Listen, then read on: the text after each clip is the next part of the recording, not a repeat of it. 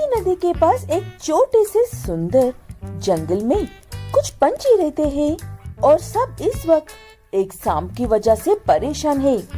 वो लाख कोशिशों के बाद भी अपने अंडों को उस सांप से नहीं बचा पा रहे हैं। मुझे अब और नहीं होगा।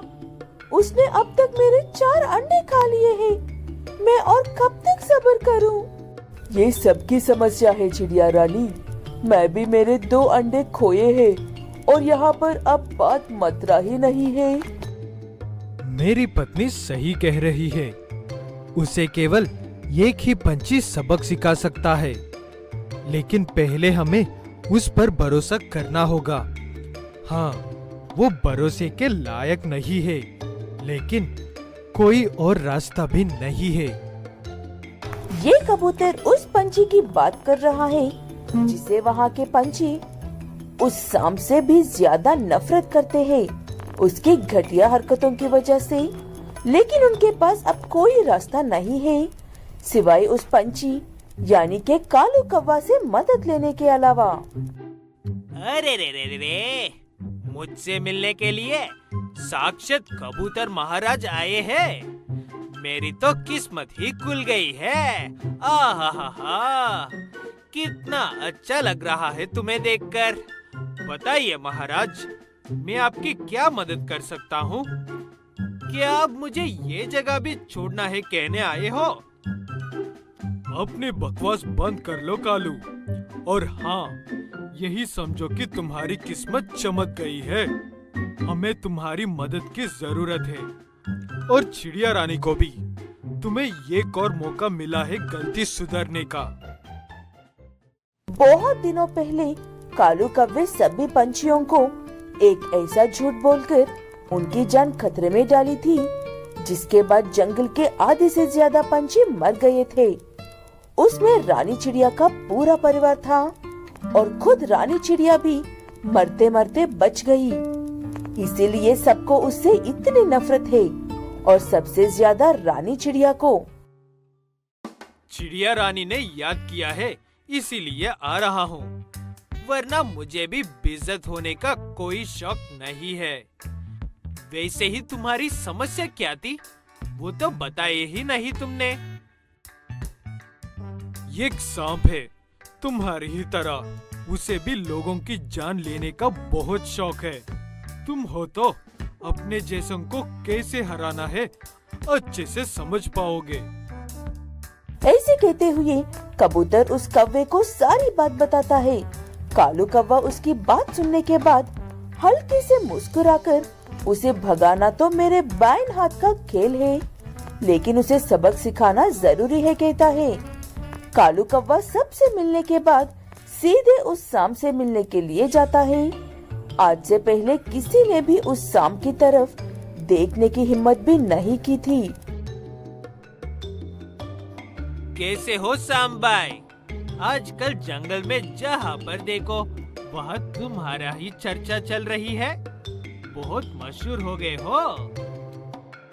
कालू कौवा आया है मेरे घर, जरूर कोई खास वजह होगी। किसी के अंडे चुराना पाप होता है। हिम्मत है तो मुझ जैसे से चुनौती लो। अगर जीत गए हो तो मैं खुद ही तुम्हारे लिए अंडे चुरा कर लेकर आऊंगा। हार गए तो फिर कभी भी इस जंगल में नजर मत आना। घमंडी सांप बिना आगे पीछे सोचे ही कालू कौवे की चुनौती मान लेता है।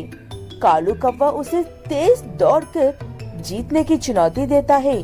इससे सांप थोड़ा सोच में पड़ जाता है, क्योंकि कौवा को ऐसे ही फुर्र से उड़ जाएगा और सांप जमीन से हट ही नहीं सकता है।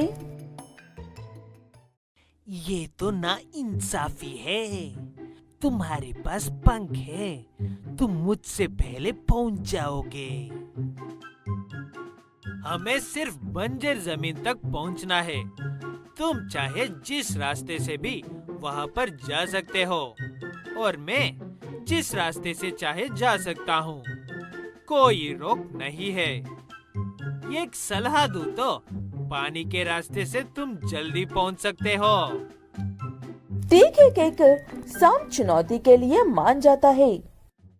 जल्दी से पानी के रास्ते बंजर जमीन की ओर निकल जाता है। सांप आधी दूरी भी पूरी नहीं करता है और कौवा उस बंजर जमीन के पास पहुंचकर आराम करता है। वो देखकर सांप पहुंचने के बाद गुस्से में, चालाक कौवे, मुझे तेरी बात पर यकीन ही नहीं करना चाहिए था। वो अंडे तो मैं खा कर ही रहूंगा, साथ में तुझे भी मार दूंगा। मुझे नहीं पता कि तू इतना मूर्ख है। मुझे मारना या अंडा खाना तो दूर की बात है। एक बार अपने आसपास देख, चार तरफ गिद्ध भटक रहे हैं।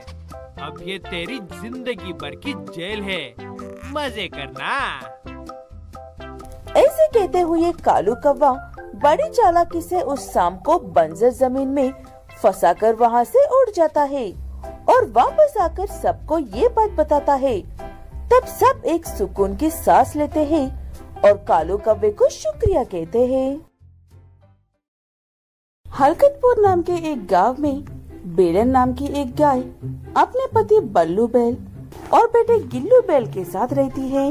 बेलन या उसके घर वाले ये बात नहीं जानते हैं कि उनके घर में एक चिट्टू नाम का चूहा भी अपने परिवार के साथ रहता है।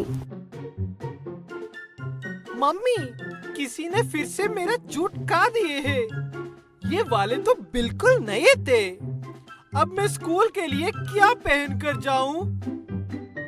ठीक है, ये शोर मचाना बंद कर। पिताजी तुझे रास्ते में नए जूते दिला देंगे।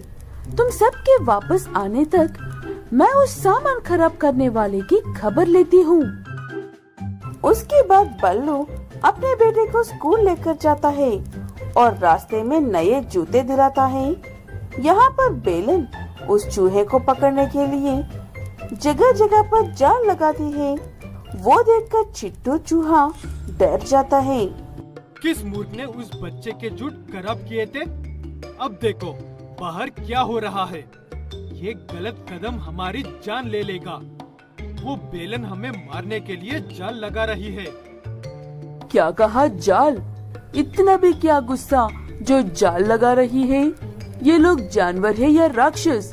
इतना अत्याचार! हमें अभी इस घर को छोड़ना चाहिए, लेकिन ये घर छोड़कर जाए कहाँ पर?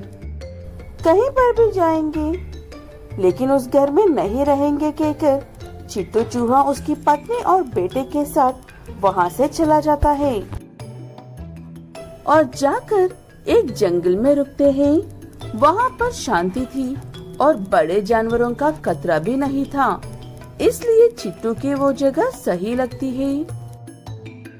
आज से हम उस पेड़ के जड़ में रहेंगे, वही हमारा घर है। चलो सफाई करते हैं, उसके बाद खाना ढूंढने भी जाना है। ऐसे कहते हुए उस जगह की सफाई करके अपने घर जैसा बनाकर रहने की कोशिश करते हैं सब। लेकिन अंधेरे होते ही शांत जंगल में छोटे छोटे कीड़ों मकड़ों का शोर इतना था कि सोना मुश्किल था चिट्टू और उसके परिवार वालों के लिए। मम्मी, ये कैसा शोर है? मैं यहाँ अब एक पल भी नहीं रहना चाहता हूँ।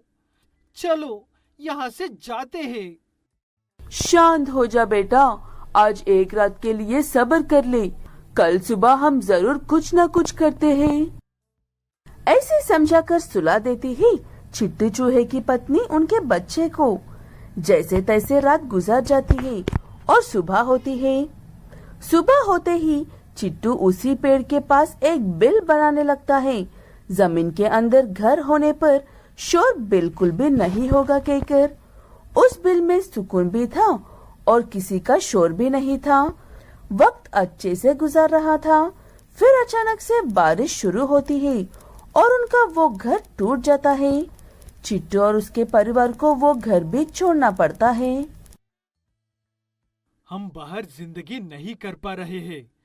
हमें वहीं पर लौट जाना चाहिए। अब और कोई रास्ता नहीं है। हाँ, यहाँ पर तो वक्त के साथ एक नई मुसीबत खड़ी हो रही है। ऐसा ही चलता रहा तो हम जल्द ही मर जाएंगे। ठीक है कहकर चिट्टू चूहे का सारा परिवार फिर से हलकतपुर और बल्लू के घर जाते हैं। तभी उन्हें बेलन देख लेती है और सोच में पड़ जाती है, क्योंकि वो शोर मचाकर चीजें काटने वाले नहीं, समझदार लग रहे थे, इसलिए उनसे बात करने की कोशिश करती है। कहो कि तुम में भी हमारी तरह अकल है और तुम लोग वो नहीं हो जो हमारे घर के सामान को कुतर कर खराब करते हो। माफ करना, लेकिन वो हरकत हमारे ही बेटे ने की थी और आप इस बात से गुस्सा होकर जाल लगा रही थी और हमें मजबूरन घर छोड़कर जाना पड़ा। लेकिन घर के बाहर और भी ज्यादा खतरा है, इसीलिए फिर से मजबूरन वापस आना पड़ा है। अफसोस हुआ तुम्हारी मजबूरियां के बारे में सुनकर, लेकिन तुम चिंता मत करो। मेरे पति बांस की लकड़ियों का व्यापार करते हैं। वो तुम्हारे लिए बांस की लकड़ियों से एक अच्छा सा घर बना देंगे। उसके बाद तुम्हें एक घर मिल जाएगा और हमारा सामान भी सुरक्षित रहेगा तुम्हारे बेटे से। बल्लू के आने के बाद वो बांस की लकड़ियों से एक अच्छा सा घर बनाकर देता है चिट्टू चूहे को। उन्हीं के घर के सामने उस घर में ना तूफान से डर था, ना दूसरे जानवरों का शोर था। ये घर तो बहुत अच्छा है, हम अब इसी घर में रहेंगे। ऐसे सभी परिवार के सदस्य बहुत खुशी से उस घर में रहने लगते हैं।